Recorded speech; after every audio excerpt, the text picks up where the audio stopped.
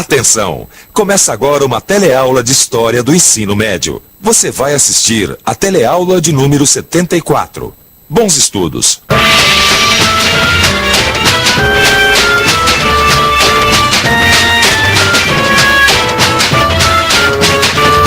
Uma coisa a gente não pode dizer da história, que ela é parada, monótona e que nunca se modifica. Prova disso é a quantidade de vezes que o mapa mundi se modificou no decorrer dos séculos.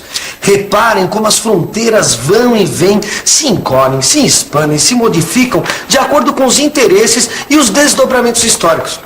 É verdade, Gil. Eu estava vendo aqui, desde a década de 90, o mapa mundi mudou várias vezes, vem sofrendo transformações. Novos países aparecem, novas fronteiras são delimitadas. E essas mudanças todas acabaram gerando guerras, que trouxeram à tona uma série de conflitos que estavam abafados há décadas. Bom, até novas potências surgiram, né? Olha, e essas transformações, Vicente, só foram possíveis porque a história é dinâmica, né? Está sempre em transformação. Agora, eu queria saber como é que a gente chegou a esse estágio atual desse mapa aqui, entendeu? Pois é. Hoje você vai começar a entender o mundo em que vivemos, porque a origem do mundo, como a gente conhece, é o tema da teleaula de hoje. Vamos lá? Hoje você vai ficar sabendo por que o Muro de Berlim caiu e o que isso representou. Você vai saber também como a abertura econômica e política da ex-União Soviética contribuiu para o fim da Guerra Fria. E ainda hoje você vai ver as guerras e os conflitos que ainda ocorrem ao redor do mundo. Como você viu em outras teleaulas, assim que terminou a Segunda Guerra Mundial, em 1945, o mundo ficou praticamente dividido em dois grandes blocos. O comunista, liderado pela extinta União Soviética, e o capitalista, liderado pelos Estados Unidos. O símbolo mais evidente dessa divisão de forças no pós-guerra estava no muro, o Muro de Berlim. Um muro que, além de dividir a cidade de Berlim ao meio, também acabou virando o maior símbolo da Guerra Fria e da separação da Alemanha em dois países. O Muro de Berlim, além de servir como punição à Alemanha por ter provocado a Segunda Guerra, também era uma espécie de alerta para os outros países.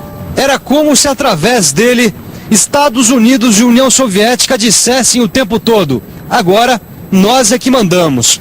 Só que um dia o muro caiu, ou melhor, foi derrubado.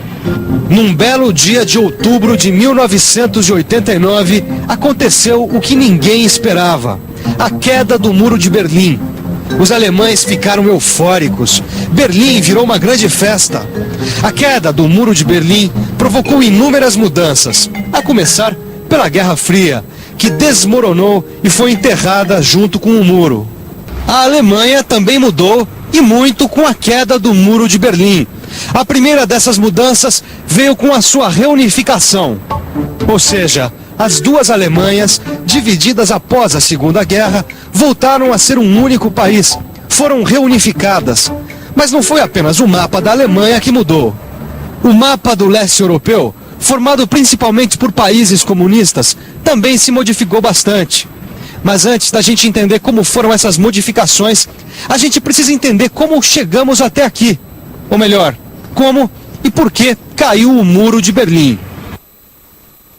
Desde que terminou a Segunda Guerra, os Estados Unidos e a União Soviética entraram numa queda de braço, numa disputa interminável para ver quem era mais poderoso. Era a Guerra Fria. E o mundo, assustado, viu durante décadas uma desenfreada corrida armamentista entre as duas superpotências. A situação era curiosa. Aos olhos do mundo, a União Soviética se mostrava forte, pronta para a guerra. Mas dentro das suas próprias fronteiras, as coisas não iam tão bem assim. Principalmente a partir da década de 80, quando graves problemas econômicos começaram a comprometer a qualidade de vida da população soviética. Mas que problemas econômicos eram esses? Afinal de contas, a União Soviética não era uma superpotência? Então, o que aconteceu que levou o país a essa grave crise econômica? Além da corrupção que atingiu seu governo, foram muitas as causas que levaram a União Soviética à crise econômica. Entre essas causas estão os gastos com a corrida armamentista. Afinal, manter uma máquina de guerra equipada e pronta para o ataque não custava pouco. Além disso, a União Soviética também gastava muito dinheiro para manter países comunistas, como Cuba, por exemplo. além de patrocinar vários movimentos revolucionários pelo mundo. Ou seja, a União Soviética deixava de investir em seu próprio território para ajudar outros países, além de gastar bastante dinheiro para alimentar a sua máquina de guerra. O resultado disso foi um comprometimento da qualidade de vida da população soviética. É claro que essa situação estava gerando um forte descontentamento entre os soviéticos, que começaram a achar que alguma coisa precisava ser mudada. E foi nesse clima que Mikhail Gorbachev chegou ao poder. 1985. Mikhail Gorbachev assume o governo da União Soviética e promete mudanças. Essas mudanças recebem o nome de perestroika e têm como objetivo reestruturar a economia e as instituições da União Soviética. Além disso, Gorbachev também promete a abertura política do país, uma abertura que recebe o nome de Glasnost. Na verdade, a perestroika e a glasnost de Mikhail Gorbachev colocaram um fim na supremacia que a burocracia estatal exercia sobre a União Soviética. Formada por milhares de funcionários públicos que administravam o país, a burocracia estatal soviética era controlada de ponta a ponta pelo Partido Comunista Soviético. É claro que muitos desses burocratas que controlavam o país não gostavam nada das ideias de Gorbachev. Mesmo assim, o criador da glasnost e da perestroika conseguiu restabelecer o regime da propriedade privada, garantir a liberdade de imprensa e ainda eliminar o regime de partido único. Um regime no qual apenas um partido político tinha existência legal, no caso, o Partido Comunista. Mas a União Soviética não era o único país comunista que estava querendo e vivendo grandes mudanças. Depois da perestroika e da glasnost e da queda do Muro de Berlim, vários países comunistas do leste europeu passaram por grandes transformações. Ah, agora eu estou entendendo. Quer dizer que a perestroika e a glasnost na União Soviética tem tudo a ver com a queda do Muro de Berlim e com a reunificação da Alemanha. Exatamente, porque se não fossem as mudanças que o Gorbachev iniciou, o Muro de Berlim provavelmente ainda estaria de pé, Gil. Epa, mas espera, deixa eu entender isso melhor. Que? Quer dizer então que a abertura econômica e política da União Soviética levou à queda do Muro de Berlim. Exatamente. E botou um ponto final na Guerra Fria? Isso mesmo. Mas peraí, falta mais alguma coisa. Não, tá faltando a gente ver o que esse movimento detonou no leste europeu, entendeu? Mas o leste europeu não é o lugar onde tem a maior quantidade de países comunistas? E foi exatamente aí que começou um grande movimento contra os governos comunistas, como o da Polônia, por exemplo. Isso. 1990. Um ano depois da queda do Muro de Berlim, Lech Walesa, um dos principais líderes do sindicato Solidariedade, que se opôs durante anos aos comunistas, assume a presidência da Polônia. 1991.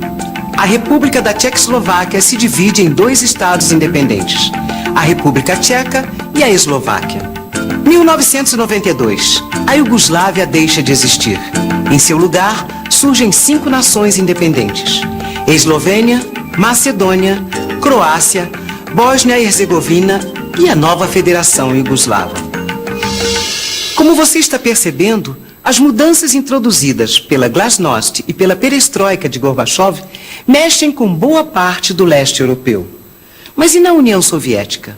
Como será que o primeiro país comunista da história vê essa mudança de rota, essa virada rumo ao capitalismo?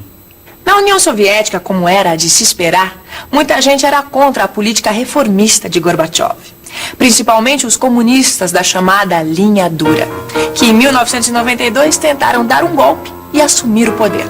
Só que a tentativa de golpe dos comunistas, quem diria, acabou acelerando as reformas. E o comunismo, que ainda resistia, ruiu de vez. Além disso tudo, ainda eclodiram movimentos nacionalistas em várias repúblicas soviéticas, que queriam se desligar do poder central de Moscou.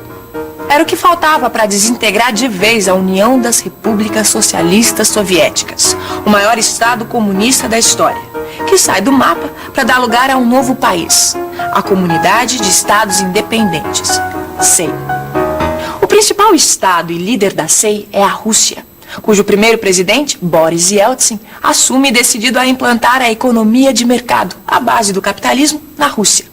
Para transformar a outrora Rússia comunista em capitalista, Yeltsin aboliu os monopólios do comércio, privatizou as empresas estatais e realizou uma reforma agrária.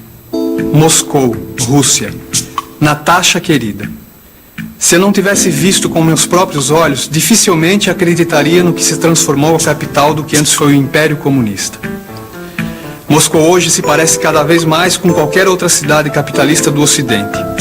Lojas de comida americana, táxis amarelinhos como os de Nova York e até a Coca-Cola a gente encontra por aqui.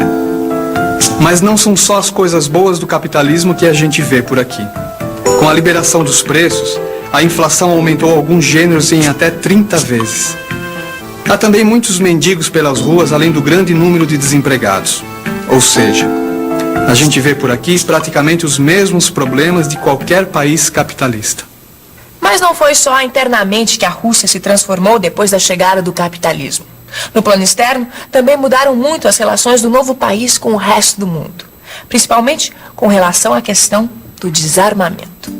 Foi Gorbachev quem iniciou uma aproximação com os países capitalistas e começou a discutir o desarmamento mútuo das superpotências, o que efetivamente começou a ocorrer já com Yeltsin no poder.